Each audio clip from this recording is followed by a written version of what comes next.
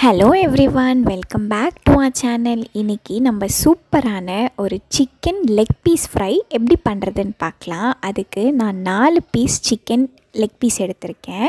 அதை நல்லா க்ளீன் பண்ணி நான் எப்படி கோடு போட்டிருக்கனோ அந்த மாதிரி ரெண்டு பக்கமும் கோடு போட்டு தண்ணியே இல்லாமல் எடுத்துக்கோங்க.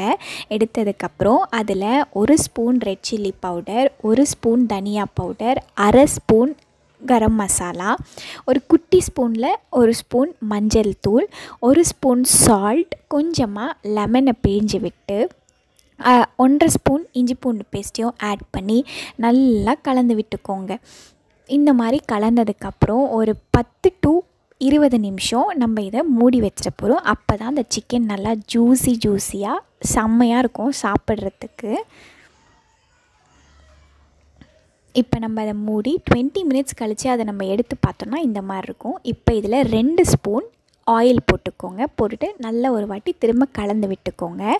கலந்ததுக்கப்புறம் 2 ஸ்பூன் அரிசி மாவு, 2 ஸ்பூன் மைதா ஆட் பண்ணி இப்போ இந்த பவுடரோடு இதை மொத்தமாக சேர்த்து ஒரு வாட்டி கலந்து விட்டுக்கோங்க.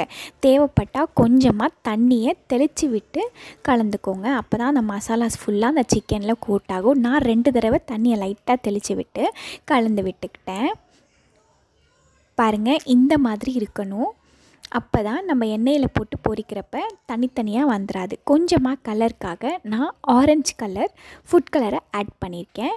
போட்டுட்டு இப்போ இந்த 4 பீஸையும் நான் ஒரு வேறு பவுலுக்கு ஷிஃப்ட் பண்ணி ஒரு 1 hour நான் ஃப்ரிட்ஜில் வச்சு எடுக்க போகிறேன். அப்படி டைம் இல்லைன்னா நீங்கள் உடனே ஃப்ரை பண்ணி எடுத்துக்கலாம். இது இப்போ நல்லா செட் ஆகிடுச்சு.